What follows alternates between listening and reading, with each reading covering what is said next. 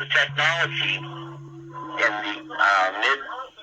mid-50s was there, provable by those documentations, but that documentation wasn't released until 2016, 2017 timeframe. And then a couple of other things, same thing. So, well, I may find it hard to believe. I keep an open mind simply because I do know the technology exists to do many things that we don't even talk about today. The other thing is, we've had a space command since the early 1960s officially, and people aren't aware of that. That would be what we would call today the secret space program. What's that? That would be what most people call the secret space program, I assume. Well, they call it secret because I can tell you right now there's a lot of secrets in it. It's just like we got a observatory that the FBI came in and moved people who were, it's like a scene out of Close Encounters of the Third Kind. I kid you not. Really? That's the people. Yeah. They moved the people out of there. You're not too. How far are you away from Sunspot? I know you're in New Mexico. How far away is that spot from where you are? That observatory. A little more than 100 miles. That's not very far, actually. One guy went up there and they told him he had to leave. And now he's on a UFO buff. And what he is very practical. And he say, wait a minute, this is an observatory. And of course, making jokes about the people in the area. And of course, the police says, hey, we know nothing about it. And I only seen it on TV one time. But there's several places on the internet that talks about it. But the people that live around there, they had them to leave the area. Really? Back in what, 47, 48 time frame? Yeah, that was a long time ago. Oh yeah, he was involved with Project Twinkle at that time. And of course, he wanted to make it known he's not like other UFO observers. He's a scientist, a well-trained scientist, and knows what he's talking about. Who is this? I'm sorry, I missed who you said. Who was this? Dr. Menzel. Menzel was a well-known skeptic. And I mean, he did everything he could to go ahead, up to and including lying about specific sightings, to make it so what he says was going on was what was going on. No one should believe anything other than what he was saying. So, I have a theory, and it's based on no evidence whatsoever. I just want to throw it at you, just see if you think I might be thinking in the right direction. Let's say hypothetically here that this observatory was observing things, let's say, and somehow the FBI got wind of it, so they got involved. But at the same time, it's like this type of information. In one aspect, they don't want us to know, but in the other aspect, they do want us to know because they're still trying to do disclosure, but by dripping out little incidents like this, it just kind of builds in people's minds as this is a reality. Does that make any sense to you? You think they're leading us? 100%.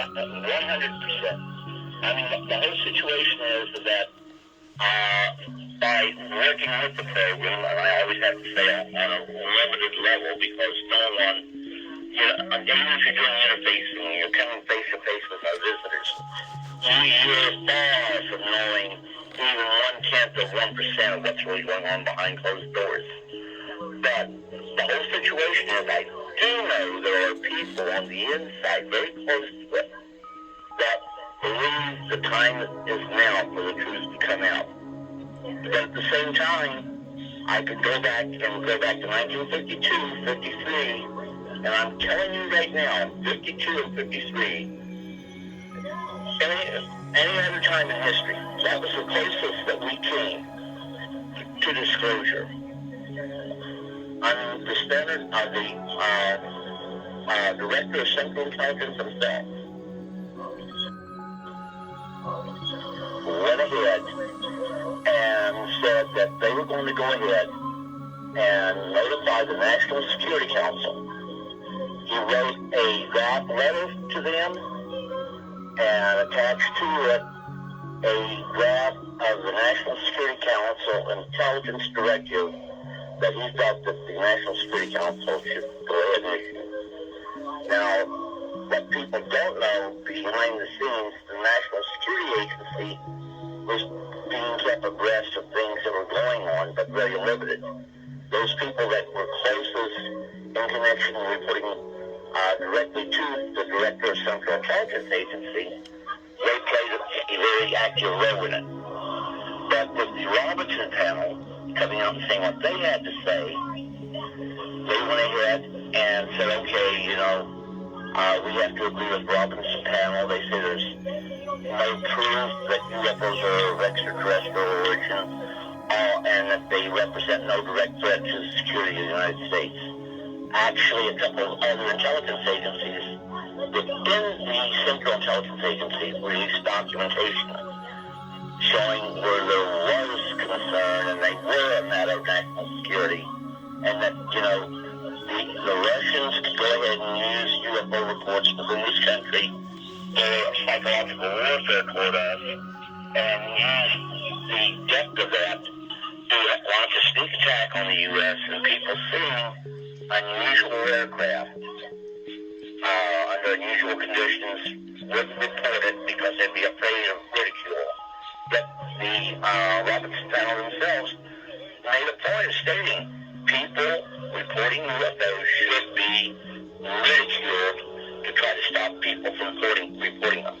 They figured the people, some of the pilots hitting up on it, because the pilots would talk amongst themselves, knowing what they were seeing.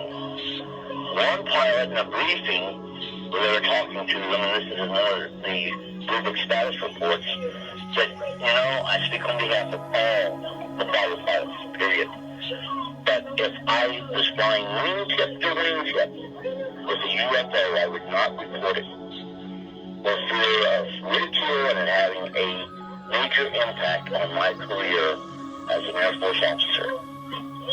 That caused alarm, and the Battalion Memorial Institute, who was working on Project Stork in preparation for Project Blue Book report number 14, made a point of addressing that and saying that it was a very dangerous situation because pilots could possibly see enemy aircraft of unusual configuration coming into the U.S.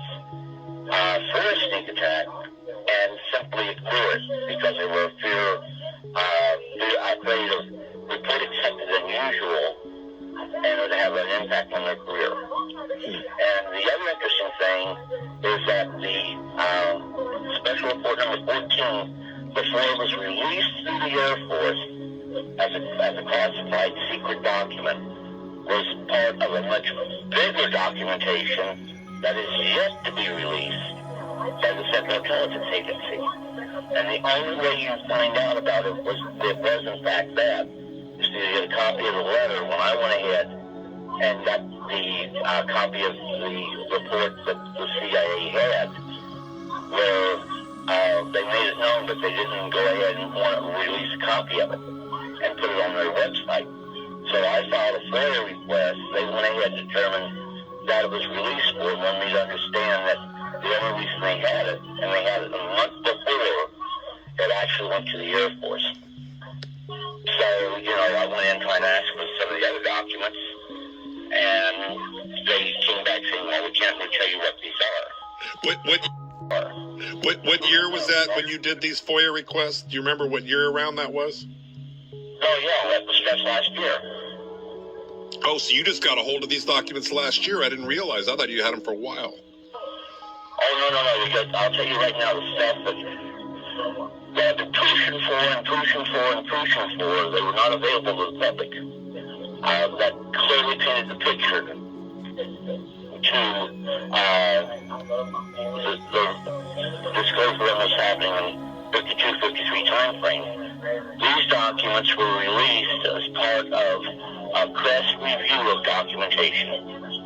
And those documents were released in November and December 2017 and some documents remain classified until up to and including March of this year, 2018. So it sounds like you got a beat on this. So as documents are being declassified based on a certain amount of time passing, you're ready to go after the point. That's the whole purpose of CREST. Every year we're reviewed. These documents I'm talking about should have been declassified all the way back in the 70s. But if they've been declassified in the 70s, there's a much bigger push on it. And had in 2000-2001 time frame, when they were when I went to Washington, D.C., I'd have taken those with me. But I didn't have because they were still classified. Right. They make it clear who was the biggest person who felt that the CIA was holding back. J. Edgar Hoover. He felt that the CIA was holding back and not keeping the intelligence agencies informed through what's known as the Intelligence Advisory Committee. And he made that clear. The director of Central Intelligence came back and said that, Rhodes says, that we have an FBI agent that sits in on the IAC, and I would suggest that if Hoover wants to know more about it, have him himself come and settle in on the Intelligence Advisory Committee. Well, I got a question for you. Stuff remained classified until 2017 and early 2018. So you have some of the most recent documents, and you got them. And sure, people getting them from me, no one else has them. So have you put any of this out as far as other than that DVD? Are they out there on, like, can someone view them publicly on a social media account or something? Are you keeping them private? Only if they know where to look on, and I'll tell you the big problem with that. The CIA has two sites for UFOs, and both these documents are all on them. Okay. So if you were to start putting that out there, you probably get your... the general files that have absolutely millions. So unless you know what to ask for, they're not there. I got it. So what do you think? So now the FBI, they say the FBI went out and investigated this situation at the observatory, but there's no mention of the CIA. Now, why do you think that is? If the CIA is really... Officially, the CIA is not supposed to get involved with domestic affairs. Okay.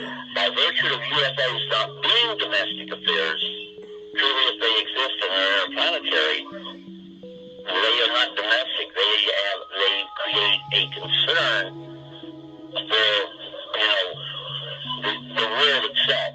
Therefore, they would fall under the preview of the CIA. And actually, it's the Office of Scientific Intelligence that they do still carry out investigations on UFOs. When they were looking for, and they still are doing it, but when the guy came out and talked, said he wasn't happy that they're not telling the American people the truth, so he quit. When he came out, he actually was working with the DIA, who was, one of the arms that has to report to the OSI. But what happened was that they went ahead and he came out and says, I quit. But they were calling them advanced unconventional aircraft. And they said, no matter how crazy it sounds, we want the fullest reports as possible on these advanced unconventional aircraft that we pick up on radar, make visual sightings of, and we have vital intercepts on these objects. Well, he went ahead and he's never told they were interplanetary. When one of the reporters asked, do you think the possibility that some of these objects are interplanetary spacecraft? And he went ahead and says, speaking only for myself and only in my own opinion, I believe some of these things are in fact interplanetary spacecraft piloted by a highly technically advanced civilization far above that of our own civilization. Who was it that said that? The guy that went ahead and broke news back in December of last year. I can't remember his name. Okay, so it wouldn't be Luis Elizondo or one of those kind of... That's what I'm talking about. Oh, okay. Now, are you following Luis Elizondo at all? And I mean, have you been tracking that information or not? Oh, yes, I've been following all that good stuff. Now, what is your general take on Luis Elizondo? Do you have a feel for this guy? I mean, if you were going to kind of do an analysis. I think that he decided... Do an analysis. I think that he decided to go ahead and, now I think he had to go ahead and consider very closely what he had to say. The government acknowledged that they did have such a program, and that in 2012 they closed it down. Now, the name had been compromised, therefore they changed the name. Got it. But at the same time, the Department of Defense keeps coming up and saying, we have no program, we have no information on it.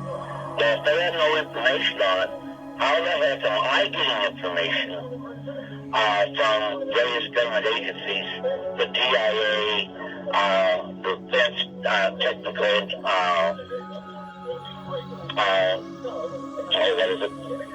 the Defense Technical Information Center, the CIA, and even a couple documents from the FBI that are very, very low key. But, the whole situation is something's going on. This guy knew about it. There's no way to prove that he was actually involved in that program. There are two senators that said they were very interested in it and wanted to find out what was going on, not a whole lot's coming on their own.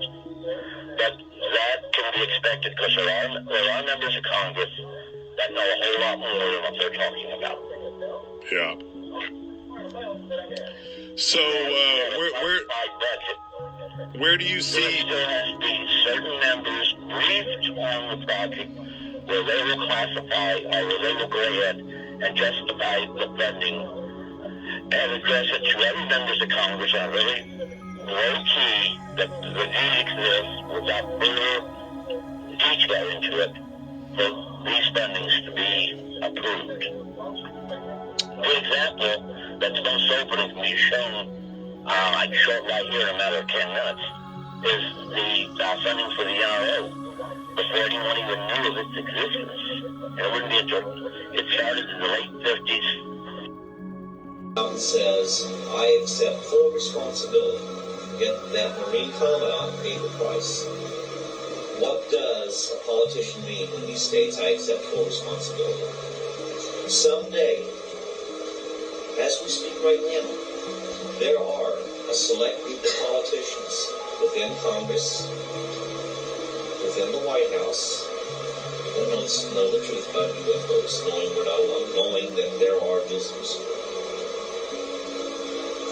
And someday, they're going to have no recourse but to state, okay, we've been covering this up for so long, we're apologizing for it, and some bureaucrat's going to get up saying, I accept full responsibility for any chaos and hardship and suffering, because there is suffering. You see a UFO. Oh, countless lives that have been changed and forever altered because of the denial. So the whole situation is just exactly what does it mean when a politician says, I accept full responsibility? I have no idea what that means.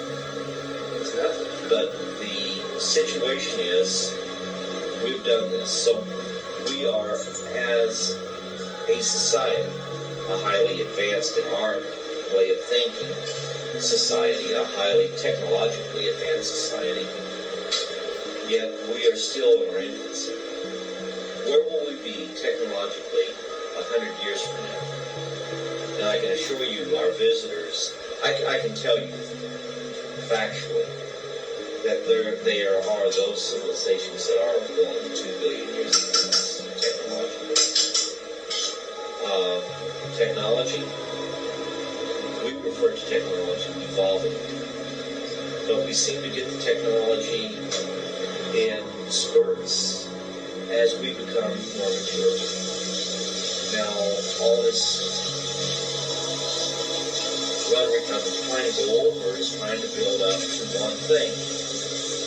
spirituality comes into play. That has nothing to do with what God you worship and what church you go to. It's the sheer knowledge of the existence of a greater power beyond the known universe that brought about the universe. Why is it then? Because with that knowledge, I think that I totally agree with you, and I think that knowledge would set you free, and would set us free. Why is it that they stifle that knowledge? Why is it that they are hell-bent on keeping that knowledge from the individual? Is it so important? I guess it has to do with this innate power struggle thing of thinking that, I don't know, what am I trying to say, that they're in charge, that there's some group, so there's some, we know best for your, why not? Absolutely. You got it right. You hit it right on. If they don't, but then in the same breath, they don't realize that if they don't change, that they're only going to be able to go so far with their technology and their status quo before the thing will just break down. Or does it even matter? I mean, it seems... It does matter, but the situation is this, is that you keep control over your people by the means of various religious thought. For example, fear-based. No, absolutely. I mean, even the early Christian philosophy, the Judeo philosophy, the Hindus, the Muslim, if you transgress against the only God people have reference to within these religions, you're surely going to go to hell. There will be no reward in the afterlife. You will suffer in the afterlife as a result of transgressing against this particular religion. And here in the United States, there's well over 200 different Christian religious sects, all aspiring to, they are the true religion. They are the only true religion. If you don't believe the way they do, there's nothing in heaven for you. You will go to hell. You will go to hell. This is not the case. But now what does this do? This puts up a power base in order to go ahead and spread the word of their religion, very much like what we do within the organized movement within the UFO circles, where we, in our own little clique, are on an individual basis. We're doing research in the UFOs for the truth. This is the truth according to... This is the truth according to God. Yeah, according to God.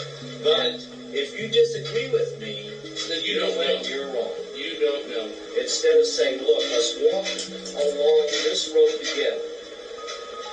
But let's agree to disagree, but let's hold on fast to those things that we can prove. I've seen that over and over again. There's tons of very valuable information out there that has been done by researchers, prominent researchers within the field today. And after looking and examining their full body of their information, I came to the conclusion very early on that 99.9% of these people have their own personal agenda because they're not sharing all the information. Absolutely, that's not the case. No, of course not. This isn't. We get criticized because it's called pseudoscience. Ufology is a pseudoscience. We in the field turn it into idiocracy. And the reason I state that is simply put, what you just pointed out. It doesn't matter if I'm the one that brings to the world the ultimate truth. It's only a name. What is more important? Knowing the truth and getting it out there, meaning somebody else might get credit for a truth that you found. But the important thing is to get the truth out. It's not the need of one individual to have his name up in lights or to have his name immortalized. I just find it so hard to believe that people have this need, this innate desire to be the person to have the final solution. Why is it so almighty important to be the person that has the final solution? Why can't it just be that the final solution is the culmination of many efforts? And not any one person has... Simply put,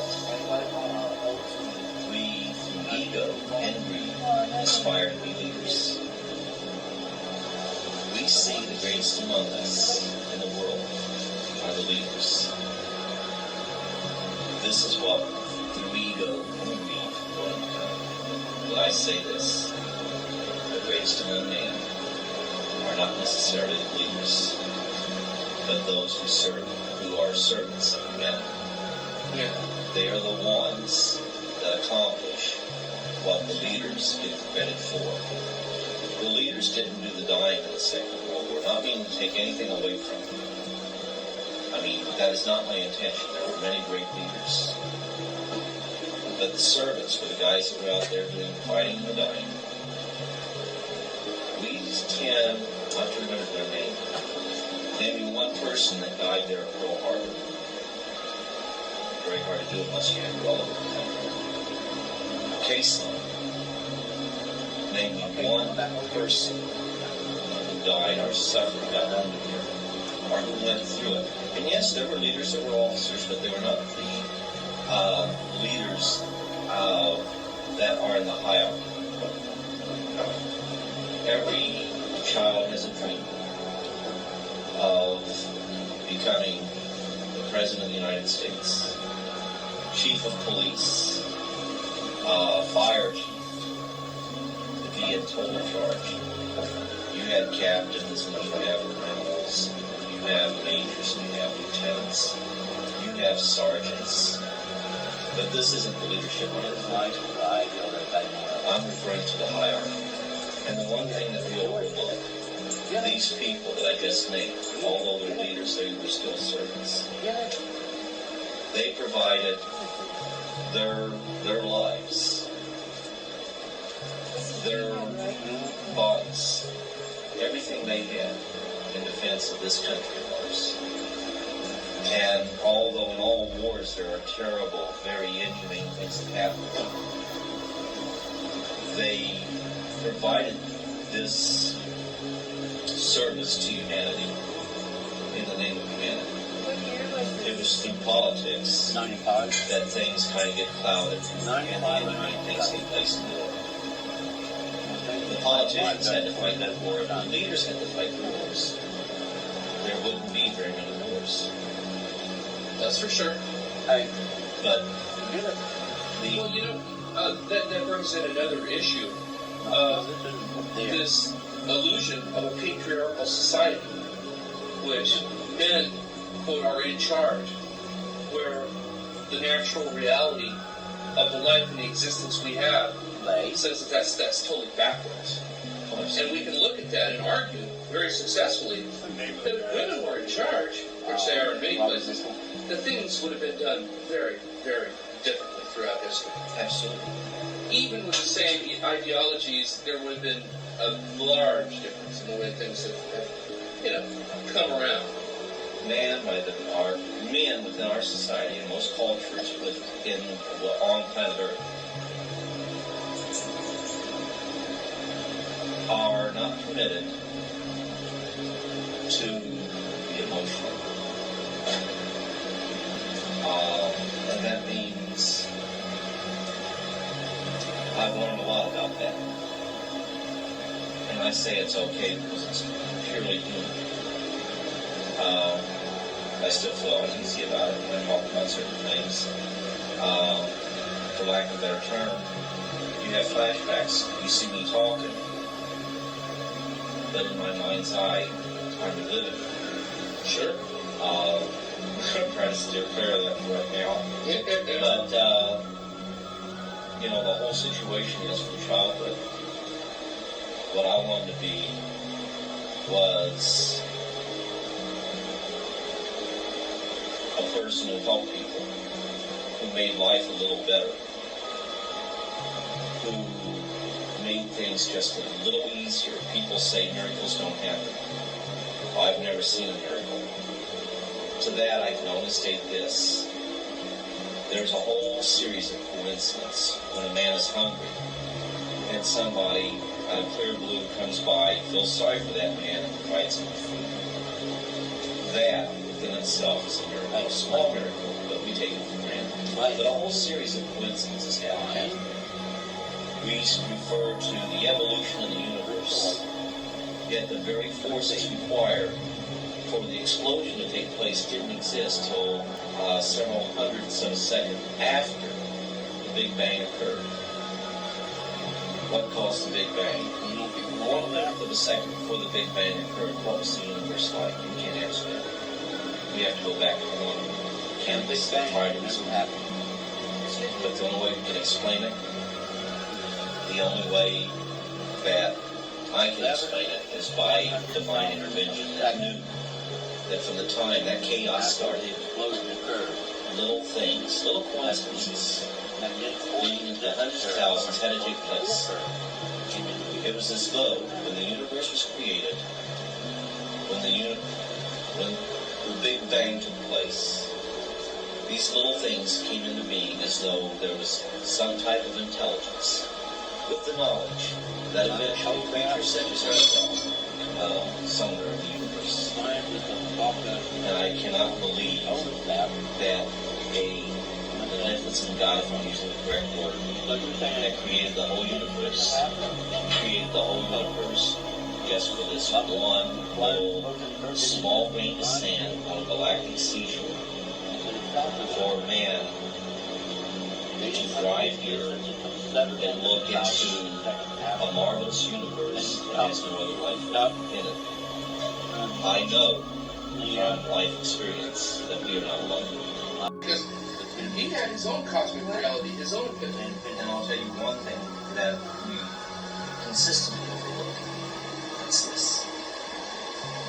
That the scientific community has a problem with, my cat did too.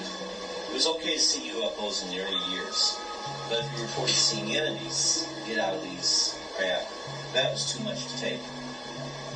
But the one thing that sticks out that most scientists will tell you, well, the problem we have, the major problem we have with people seeing entities from getting out of these alleged spacecraft, they look like us in that they are humanoid.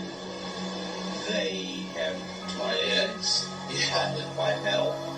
They have 2 arms. They may have 3 to 6 fingers with opposable thumb, which is very important. And, it's about like everybody speaking the same language throughout the universe.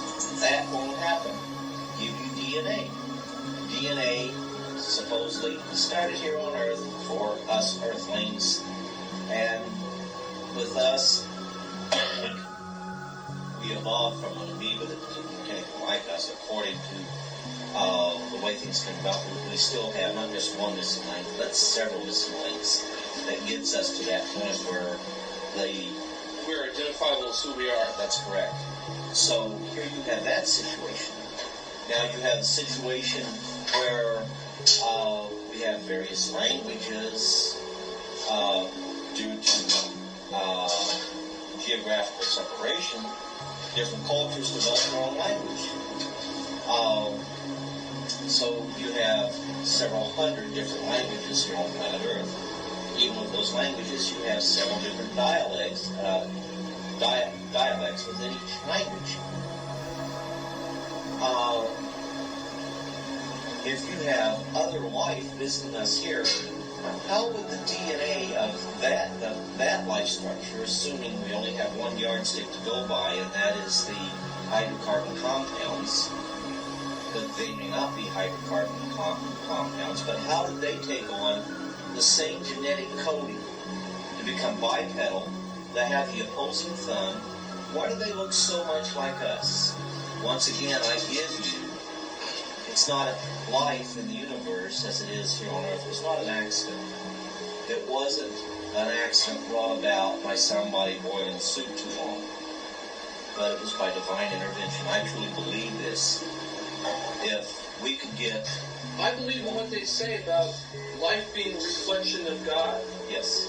And that I think that is it the Hindus or the where God, as they see him, or Brahma, is sleeping, and basically we are living the dream of his creation. And when he awakes, all of reality and all creation such as we know will cease to exist until such a time as he lays down to sleep and dreams the dream of life again. And I think that's kind of interesting because I think that if you were the omnipotent being of all creation and all things, living, past, present, future, that you would want to bring about a reflection of yourself and to watch the unfurling of the great mysteries of life. Okay. Oh yeah, well, you can get, when it comes to UFOs, you can get in some very profound discussions. And what I want to say is really difficult for me to say. And it's difficult for me to say because I don't want people to look upon me as, this guy is creating a new religion. This guy is going to become a new Messiah. Oh, gosh. I am a very mortal man. I'm a little man. I have fears. I have likes. I have dislikes. Clifford, you're a little man, but you've got a huge heart. And So you're not a little person. thank you. But, you know, like, I pray on bended knees. This isn't about starting another religion. We have enough religions there. What I'm hoping to do is make people understand that there's more to this life than what we understand. And that there's really a necessity for us to strive to become more spiritual in our interactions with our own kind before there can be an open dialogue with other entities visiting us. We need to do this because we have to get to the point where we are concerned about what happens to the other guy. One of the things that it used to really bug me is when you have people, well, take the Aztecs, like the ones who died. I mean, I knew that was going to happen. I was on edge the whole day. I even told people if they launch, those people won't come back. One person says, what do you mean they're going to be floating around there forever? I says they'll never escape the Earth's gravitational pull. And that happened right up here at Eden. When I went back, one of the women said, you know what you said? I said, yeah. I said, the shuttle blew up. And, you know, I saw it before it happened.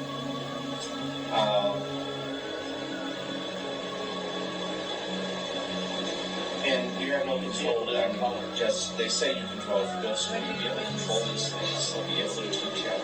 But, and I don't know what brings them on. I have no idea what brings it on. But it's more than just, it's not like sitting back and watching a TV screen.